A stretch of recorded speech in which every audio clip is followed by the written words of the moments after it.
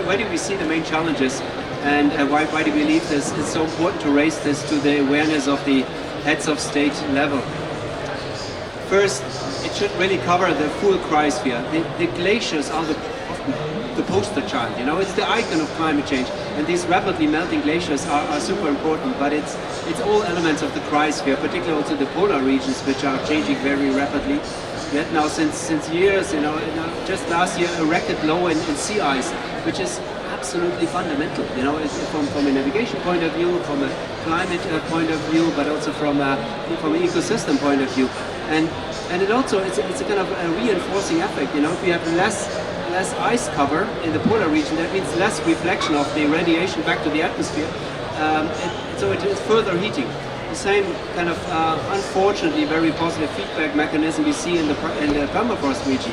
Is the melting permafrost, it mobilizes even more carbon, you know, more methane, more CO2, and then further accelerate the climate change, further accelerate the global warming, further accelerate the impacts of that. So it's a kind of these changes in the cryosphere are to a large extent irreversible, and they are reinforcing the changes in the hydrological cycle. So that is really important to make this point and again and again.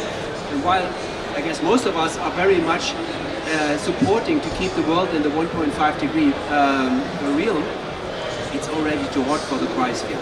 So already that now causes irreversible changes to the cryosphere, to the hydrological dynamics. And that's really important to make that point. While we have to take all the efforts to stay within this, it is also important to realize that there has already dramatic changes. Dramatic changes also for the glaciers, with the poster child of climate change, if I may say so. It changes the hydrological regime.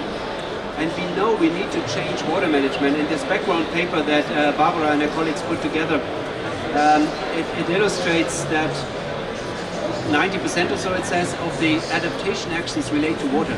I agree. So we need to adapt.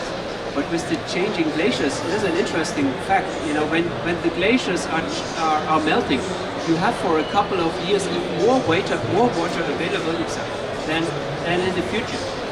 And it's very difficult to agree on change when you are before the so-called peak water. Because you have even more water. Why should you change your agriculture? Why should you get sugarcane out of your basin? Because it consumes a lot of water. Why do you go to other crops while you have actually more water available? But that's very dangerous, because after the storage is depleted, much less water is available. So you see how these changes of the hydrological regime are very important to understand. Therefore we need more science, we need more data, we need more of the work that many of us are doing to be able to anticipate, to be able to adapt now, because there's absolutely no time to lose. So my speaking points are on the ground, but else what I wanted to say. Now the importance of floods and droughts, I've been speaking repeatedly these days, but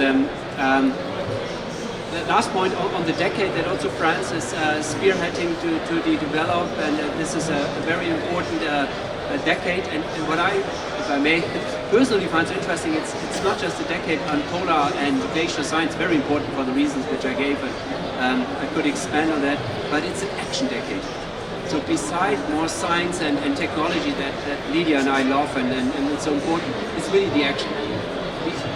We know enough now to really act now. So it's important to not, we need another 10-year decade of monitoring. While this is super important, but it's also important, how can this monitoring already now reinforce actions that need to happen now to counteract some of these changes which we are observing with accelerating speed. Thank you so much for your leadership, and we are happy to support it. Thank you. Thank you. Thank you so much, Stéphane, de souligner, because French is so important here. Non, merci de souligner à quel point deux choses sont absolument essentielles. D'abord, la science pour anticiper et pour que tout le monde comprenne où on va. Et c'est vrai qu'au début, beaucoup de gens verront plus d'eau grâce à la fin de la cryosphère, mais ça veut aussi dire plus d'eau, mais pas forcément au même moment qu'avant, un dérèglement de cycle, et on voit déjà que dans certains pays, l'eau n'arrive plus au même moment, et ça perturbe les cycles d'agriculture notamment. Déjà maintenant, ça commence à poser des problèmes, mais le rôle de la science, absolument essentiel pour anticiper, planifier ensuite, quand on est policy maker, planifier les changements. Et puis le point très important, maintenant il faut y aller. Maintenant on a besoin d'agir et on a besoin de politiques d'implémentation. Je suis bien placée en tant qu'ancienne ministre pour vous dire que c'est plus difficile maintenant qui arrive.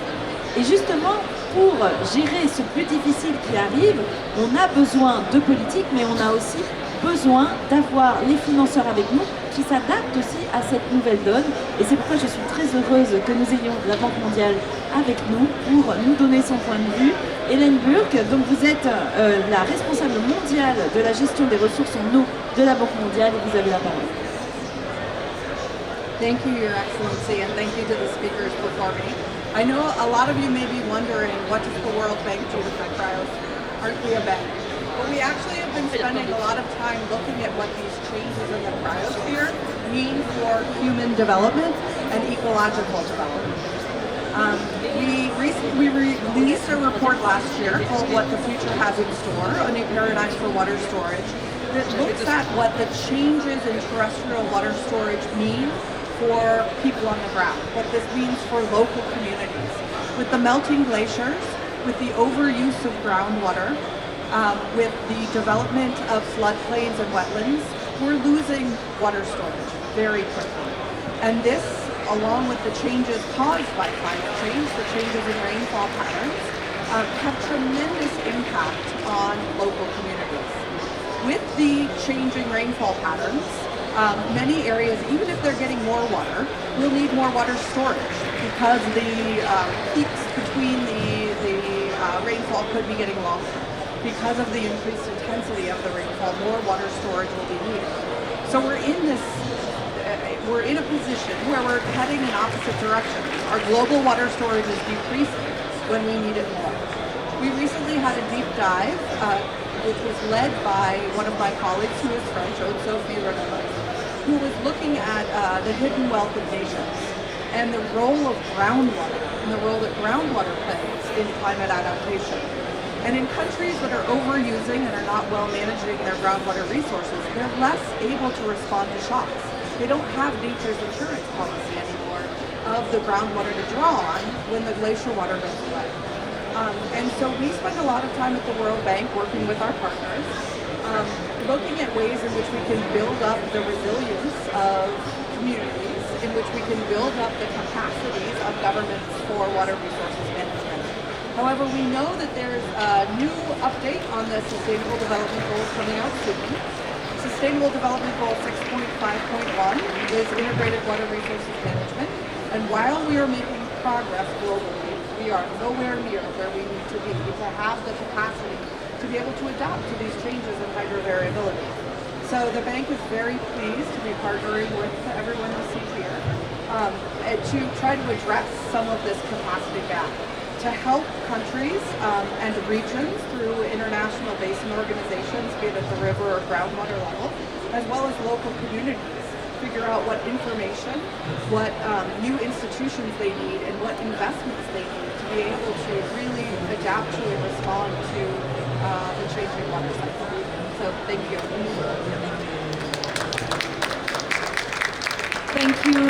Thank you, Hélène. Et merci pour la participation de la Banque mondiale. On voit bien et on sait que la Banque mondiale est en train de réorganiser ses priorités et que la question de l'eau et de la gestion de l'eau est en train de devenir l'une des priorités mises en avant par la Banque mondiale, ce qui montre d'ailleurs que la Banque mondiale est un acteur pionnier sur ces sujets. On en a besoin parce qu'on voit bien que le système de gouvernance financière actuel n'est plus adapté aux enjeux de maintenant et aux enjeux de demain, dont fait partie la gestion de l'eau. Et le fait que la Banque mondiale soit très volontaire pour travailler sur la réforme de cet environnement financier, on l'a vu notamment en France aussi lors de l'organisation de la conférence de Paris l'année dernière avec la mise en œuvre du 4P où la Banque mondiale est aussi très présente. On voit bien qu'on a besoin d'acteurs qui ont un poids suffisant pour pouvoir influer à un moment où des changements profonds dans les politiques doivent être menés pour justement faire face à ce qui l'adviendra de toute façon. quand on parle de la perte de la cryosphère, je voulais juste dire ce mot. Malheureusement, on sait que pour certains glaciers, quand bien même on arrêterait totalement nos émissions de gaz à effet de serre maintenant, c'est déjà trop tard parce qu'il y a une forme d'inertie qui fait qu'un certain nombre de glaciers, de toute façon, mourront, même si on pouvait arrêter nos émissions. Donc on doit s'y préparer.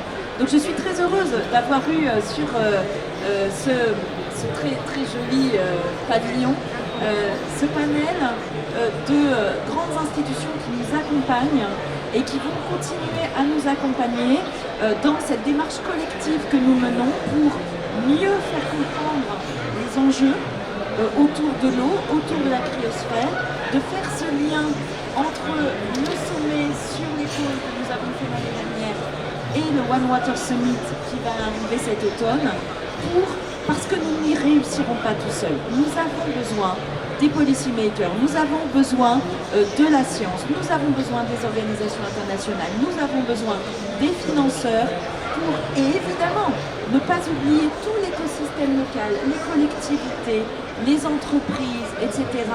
Tout cela doit rentrer en symbiose. On doit réussir à créer une forme de gouvernance globale de tout ça. Il y a beaucoup à faire, mais avec des acteurs tels que vous, je suis sûre que nous allons faire un très très bon travail ensemble. Donc rendez-vous à la prochaine étape, qui sera le One Water Summit, mais aussi tous les événements internationaux où nous continuerons à porter ensemble les mêmes messages. Merci à tous et passez une bonne journée.